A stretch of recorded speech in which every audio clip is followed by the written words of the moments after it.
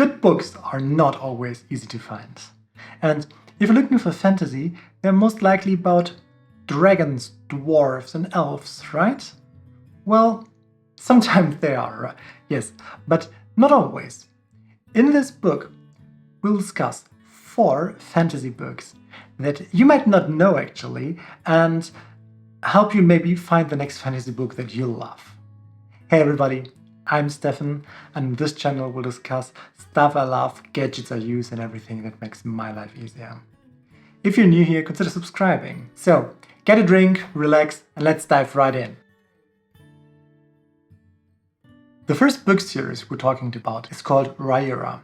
This is a little bit hard to spell, so I will spell it like here maybe? Yeah, and I'll try to put a cover always here so you know what you're looking for. As a disclaimer up front, all the books I'm talking about I've actually listened to via Audible, and I can vouch at least for the German translation of all these books.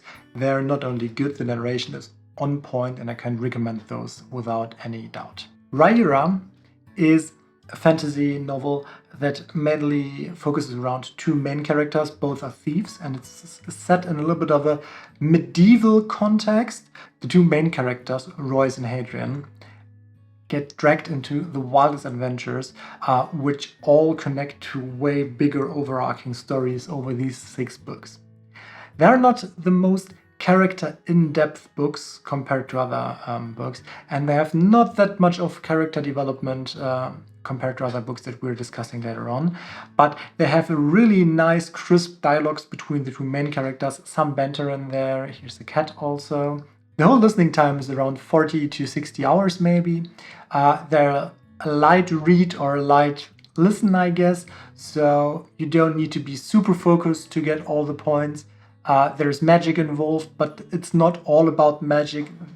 Both of them are more like beefy fighter types, and the whole story is a bliss to hear or read actually. Can recommend. The second series we're talking about is a series called Nebula Convicto from a German author called Thorsten Weitze. And Nebula Convicto is what I would describe as a grown-up modern Harry Potter, basically. Without the school, but with magic. So in Nebula Convicto, you have a protagonist who is a police detective, and he gets dragged into a magical world, basically, where there are all sorts of creatures, from minotaurs, like the half cow, half human kinds, demons, angels, everything. And in this world, he will now start his new job, basically, as a magic police detective. And it's a light read. It's actually interesting because it has guns. So I don't know if you thought what I thought always, but you have this Harry Potter world, and the wizards stay underground, and they can do magic and all this stuff.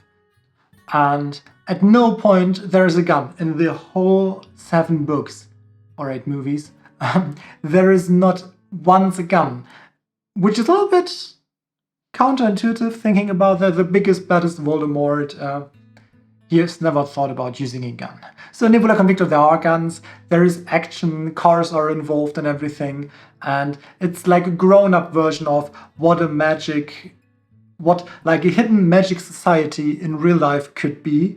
The first book is in London, and then they change locations. Actually, they're in Hamburg, Paris, and then Rome, I think. So 4 books in total. And the series actually was so popular that there are other authors that now start publishing in this Nebula Convicto universe their own, let's call it, sub-stories. Yeah, they're really good, and they're also available in English. The third series is Mistborn by Brandon Sanderson. Mistborn has, again, a completely different touch than the other 2 books we talked about previously. And Mistborn focused all around the magic system. So you don't have this classic Harry Potter or whatever Wingardium Leviosa magic system, or a big wizard who can just do everything. But in Mistborn, it's all about metals. So You have different abilities to manipulate, to consume metal, to burn up metal, and gain some effects like a magnet pulling metal to you or repelling metal. You have the ability to get physically stronger or to have heightened senses. You can see other people who have these abilities, or also hide for people that can see those abilities. So depending on what metal you are actually burning. And this is super refreshing, because the standard magic system is nice, but it's very, very overused. In nearly every fantasy book, there is some sort of magic-wielding character that can do some crazy stuff. And in Mistborn, well, that's not the case, actually. Way more in Mistborn, you have this new magic system which you try to understand. You have, of course, antagonists who also have some sort of magical abilities, and it's a little bit shrouded in secret what actually is all this is about.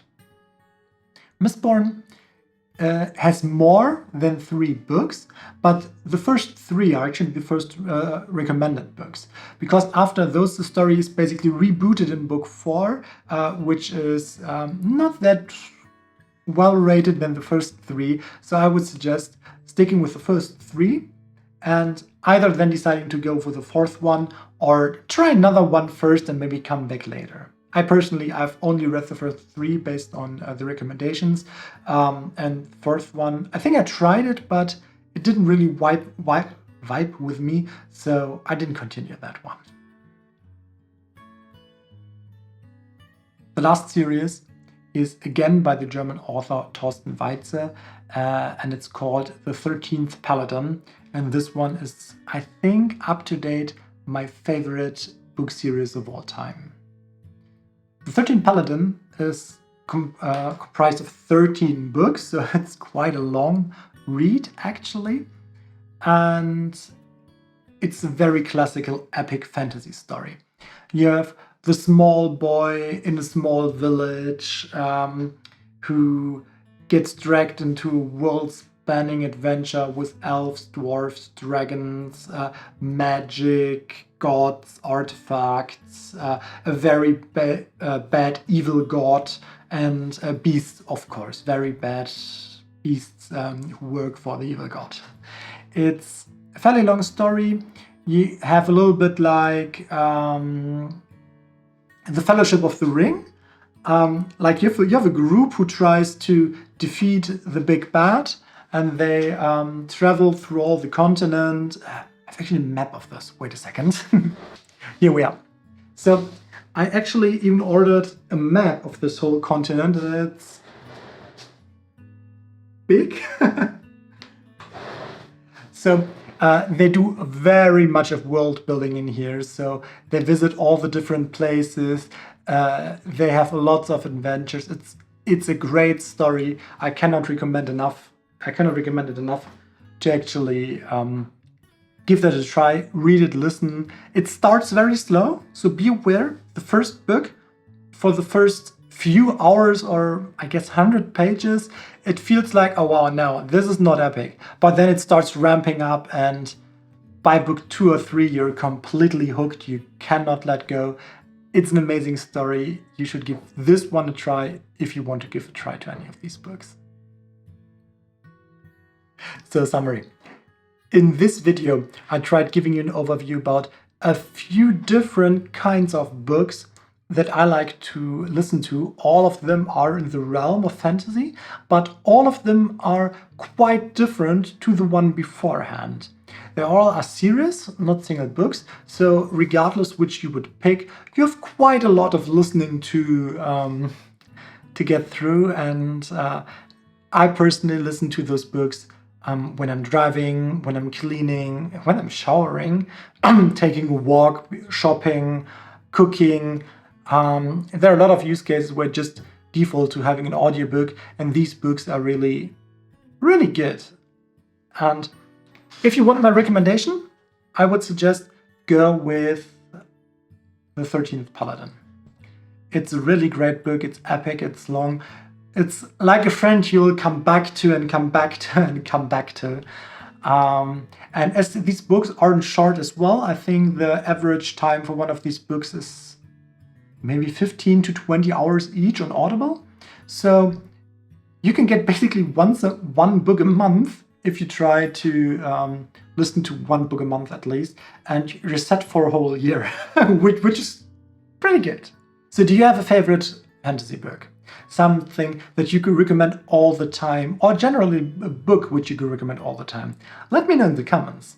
And thank you for watching. If you enjoyed this video, maybe take a look at this video here, where I describe what the benefits are between reading paperback, Kindle, or Audible, and what I use for my reading. Thank you for watching, consider subscribing, and see you next time. Goodbye!